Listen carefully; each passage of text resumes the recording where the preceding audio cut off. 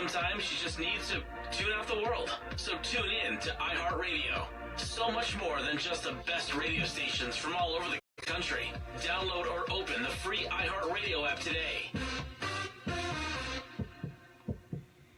See something? Smell something? Do something. When your basement or crawl space smells, don't ignore it. Odors, mold, and harmful pollutants come from too much moisture and not enough air circulation, making your home unhealthy. Do something. Call Wave Home Solutions today at 1-888-723-0830 or go to GoodAirUSA.com. Experts recommend ventilation instead of dehumidifiers to reduce moisture and expel harmful gases and pollutants. Wave moisture control units continuously dry out your home, transforming it into a fresher, healthier environment year-round. Wave units cost only pennies a day to operate, and there are no buckets to empty. Call Wave today at 1-888-723-0830 or go to GoodAirUSA.com. That's GoodAirUSA.com or call 1-888-723-0830. Wave Home Solutions for a healthy, comfortable home.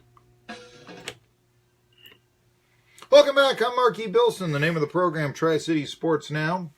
Yeah, I rarely break down scores here, but I had something to say about all those games. You know, the final week of the football season in the pros, so often it comes down to those bad teams. That's their playoff. That's their Super Bowl, and they get a little revved up. I think you saw that with, say, the Bucs and the Saints, or certainly the Bengals and the Ravens. A lot of people wondering, is Marvin Lewis going to come back? I talked about this on Marky's monologue last week, and you can either read that on Medium or you can find on a 1420 NBC Sports Radio Tri-Cities Facebook page. You can find me talking a little bit about the circumstance of Marvin Lewis. Normally, you're talking about the Cincinnati Bengals coach. Why does that have influence here? Well, remember, he was a defensive coordinator for the Redskins when Steve Spurrier of Johnson City was coaching that team. Also, he was a defensive coordinator of the Ravens when they won the Super Bowl in 2000. And you know who his linebackers coach was? You know this? None other than Mike Smith, the former ETSU linebacker, turned head coach, all the story there.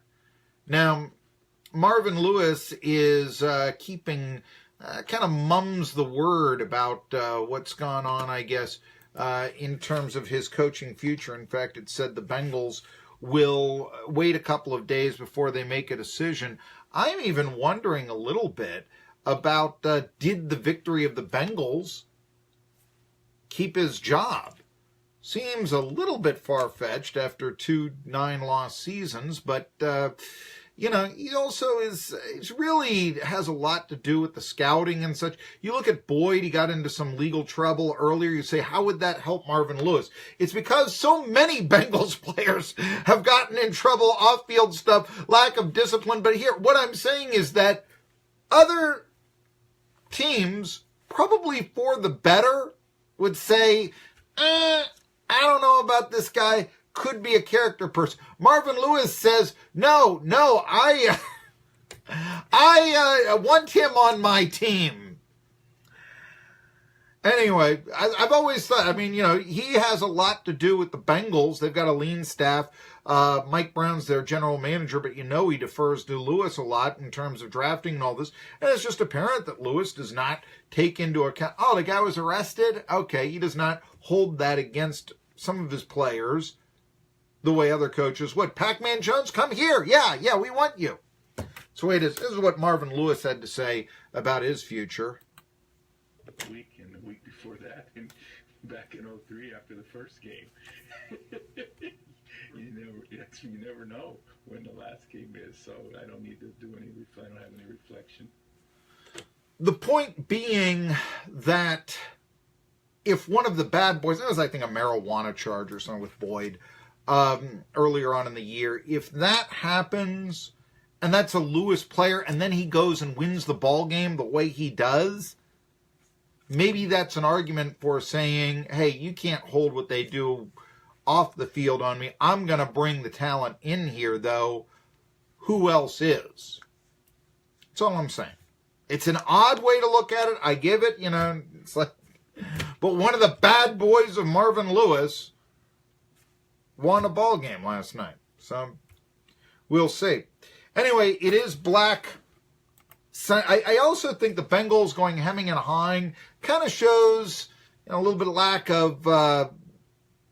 lack of making a commitment, that sort of thing. One of the things that have maybe plagued the Cincinnati Bengals over the years, they're going to let Marvin Lewis after 15 years, go stumble in the wind. Maybe, they're evaluating in 15 years. Okay, that goes to be, that's a legitimate argument. But let's just look at this. Chuck Pagano was fired by the Colts immediately after the victory against the Texans. Didn't have his quarterback this year, didn't matter. That's the Irsay's for you. Okay? For that matter, same thing happened with the Raiders. Jack Del Rio, I loved it last year when he went for 2 at the end, beat the Saints. Gutsy coach, good record, led the Raiders to their first playoff. Their only good season since going to the Super Bowl in 2002. Didn't keep him around this year. What have you done for me lately in the NFL? All right. Makes me wonder also, all the rumors out there, John Gruden, did the Tennessee Volunteers fan base pining for John Gruden to coach again? Did that make him a potential candidate in which he would say, well, you know what, I'm 50 odd years old. I'm not going to the 17 and 16-year-olds' homes and, eating pecan pie and telling mom how good it is. And I'm not, selling my soul to teenagers. I'm going to go to the pros. That's where I've always been since 1991. And that might get him the Raiders job.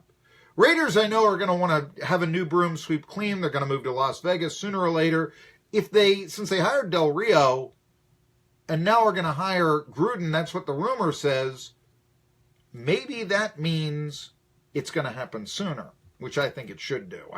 This lame duck with the Raiders is insulting to everybody, and I think it's a real reason why they're regressed.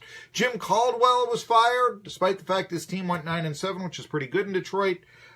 Jim Bob Cooter, the former Tennessee quarterback, backup. As far as I know, he's still being talked about as a head coaching candidate in the NFL, for crying out loud. But Caldwell gets the axe. John Fox, I liked him a lot. Took the Carolina Panthers to the Super Bowl, but never won in Chicago. Didn't have a good recommendation from John Elway, despite the fact he took him to the playoffs. Didn't win the Super Bowl there. So, okay, John Fox is out, and it's probably his last coaching position.